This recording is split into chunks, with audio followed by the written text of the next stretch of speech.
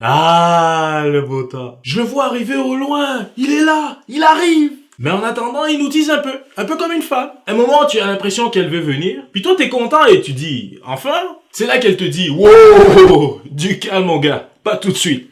Patiente encore un peu. Fuck. Hello everyone, this is Chris Cabella. Welcome to the Gentleman's Fish channel. Guys, on this video... Ah, je t'ai eu. Tu pensais que j'allais continuer en anglais. Pendant 2 secondes, tu t'es dit, mais qu'est-ce qui s'est passé? Mon gars, si c'est ta première fois sur cette chaîne, bravo, je te félicite, car ici, on va aborder des sujets que tu adores, tels que le fashion, le grooming, le lifestyle, et tellement plus encore. Alors n'oublie surtout pas de t'abonner à la chaîne et appuie la cloche de notification pour être parmi les premiers à savoir lorsqu'on publie une nouvelle vidéo. C'est good? Donc avant de vous donner mon top 7 des meilleurs manteaux pour le printemps, j'ai juste envie de vous rappeler quelques points hyper importants. Si le manteau ne te fait pas, ne l'achète pas. Tu vas voir, c'est simple, je m'explique. En général, les manteaux sont hyper difficiles à ajuster. Donc si tu achètes un manteau qui ne te fait pas à la base, dans le but de le faire ajuster par la suite, très mauvaise idée, je te le déconseille. Et je suis pas en train de te dire que ça ne se fait pas, mais c'est assez ardu comme tâche. Ensuite, fais attention au tissu ou au matériel, si tu préfères l'appeler comme ça, de ton manteau. Plus tu choisis de la qualité, plus tu augmentes tes chances de garder ce morceau de vêtement très longtemps. Et en dernier lieu, plus ton manteau est simple et aéré, plus tu peux le porter dans des occasions plus formelles ou habillées. À l'inverse, plus il y a des poches, des tirettes, etc., plus tu as sous la main un manteau plus branché, style street style. Alors sans plus tarder, voici mon top 7. Numéro 1, la veste en jeans. Vous savez, le plus grand hic avec le printemps, c'est qu'on ne sait jamais quand est-ce qu'on va être trop couvert ou pas assez couvert. Donc, en gardant ça en tête, la veste en jeans est certainement une des pièces que je recommande à tout le monde. Je vous dis, c'est un morceau qui va bien à peu près tout le monde et n'importe qui. De plus, elle est disponible en plusieurs variations de couleurs et peut se porter avec à peu près n'importe quoi. Puis comme je vous avais mentionné dans une vidéo précédente, top 5 des essentiels d'automne, que je vais mettre le lien quelque part sur le dessus de l'écran. Moi personnellement, je préfère les vestes en jeans de marque Levi's. Simplement à cause de la qualité supérieure de leurs produits. Mais par contre, rien ne t'empêche d'acheter la tienne chez Zara ou H&M si ton but à toi, c'est de payer un peu moins cher. Numéro 2, le blouson aviateur, ou comme moi j'aime l'appeler, le bomber jacket. Alors là, encore un autre classique. Franchement, quoi dire de plus sur cette pièce iconique? C'est beau, c'est stylé, et comme un peu avec la veste en jeans, elle va à peu près à tout le monde. Moi perso, j'aime bien la prendre une taille en dessous, parce que je veux qu'elle soit bien ajustée. Aussi, c'est très rare que vous allez me voir avec ce type de manteau fermé. Je trouve juste qu'il est fait pour être ouvert.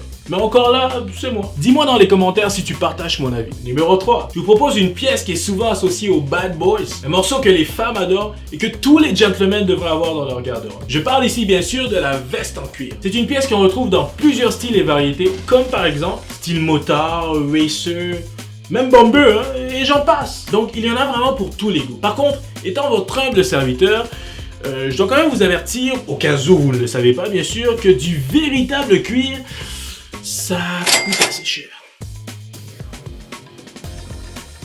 J'ai pas du tout envie de culpabiliser personne ici, mais pour moi, porter du faux cuir, c'est l'équivalent de porter des faux Jordan. Ça ne se fait pas. Évite ça. Je préfère encore que tu gardes ton argent et que tu économises jusqu'à ce que tu seras en mesure d'en acheter une véritable. Crois-moi, je dis ça pour ton bien. Ah, et petit bémol, c'est pas parce que je vous propose 7 manteaux de printemps que vous êtes absolument obligé d'acheter les 7. Au contraire, le but ici est de vous inspirer et de vous donner des points de repère afin de vous aider à faire des choix bien plus éclairé. Numéro 4. Alors si vous vivez à Londres ou partout ailleurs dans le monde où il existe un véritable printemps, une des situations très communes qui nous débalance un petit peu et qui fait en sorte qu'on ne sait pas trop quoi porter, c'est la pluie.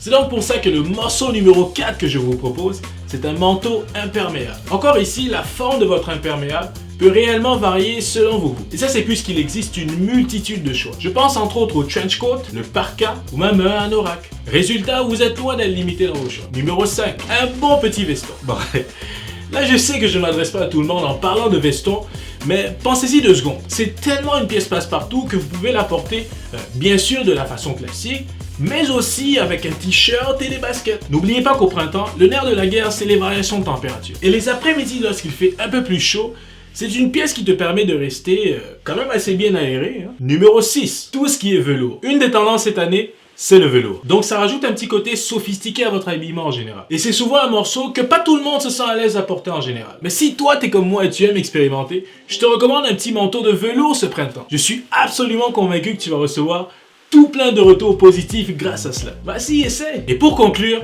numéro 7, le Harrington Jacket. Ou si tu préfères aussi, la veste Harrington. C'est vraiment un manteau qui est smooth et qui fait un peu classe. Et ça, c'est sans pour autant trop l'être.